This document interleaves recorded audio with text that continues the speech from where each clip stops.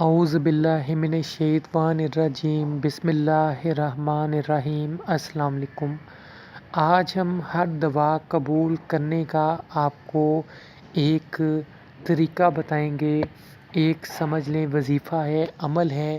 اس طریقے کو اگر آپ اختیار کرتے ہیں تو ہر دعا قبول ہوگی۔ وہ کون سے شخص ہیں جن کی دعا قبول نہیں ہوتی، اور پھر ہم بعد میں سوچتے ہیں کہ ہم اللہ تعالیٰ سے دعا کرتے ہیں لیکن اس کے بعد ہماری دعا قبول نہیں ہوتی۔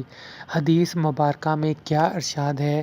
تو نبی پاک صلی اللہ علیہ وآلہ وسلم نے ارشاد فرمایا، تم اللہ تعالیٰ سے ایسی حالت میں دعا کیا کرو کہ تم قبولیت کا یقین رکھا کرو، اور یہ جان رکھو کہ اللہ تعالیٰ غفلت سے بھرے دل سے دعا قبول نہیں کرتا۔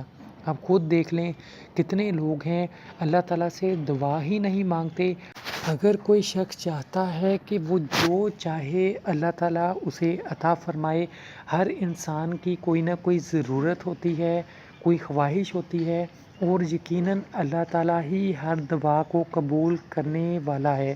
اب خود سوچیں کہ جو شخص دعا مانگتا ہے لیکن اس کے دل میں یقین ہی نہیں ہے، وہ صرف یہ کہتا ہے کہ پتہ نہیں دعا قبول ہوتی ہے کہ نہیں ہوتی، اللہ تعالیٰ سے شکوے شکایتیں کرتا ہے کہ میری یہ دعا قبول نہیں ہوتی، وہ نہیں ہوتی۔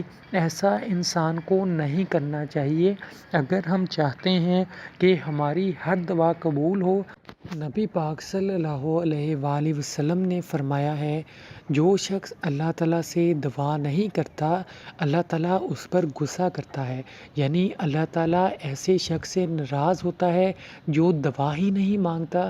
پھر ہم کہتے ہیں کہ ہماری دعائیں قبول نہیں ہوتی، ایسا ہم نے کیا گناہ کر دیا ہے کہ ہم پہ مشکل آ گئی ہے، یا ہم جو چیز چاہتے ہیں وہ ہمیں نہیں ملتی؟ تو سب سے بڑی یہی وجوہات ہیں کہ ہمارے دل میں یقین نہیں ہے۔ اللہ تعالیٰ ہم سب مسلمانوں کی مصیبتوں کو، اور جو ہم سب مسلمان چاہتے ہیں ہماری دلی مرادوں کو پورا فرمائے۔ ویڈیو اچھی لگی لائک کیجئے، ہمارے چینل کو سبسکرائب کیجئے اور بیل آئیکن پہ کلک کیجئے تاکہ ہماری آنے والی ویڈیوز آپ کو ملتی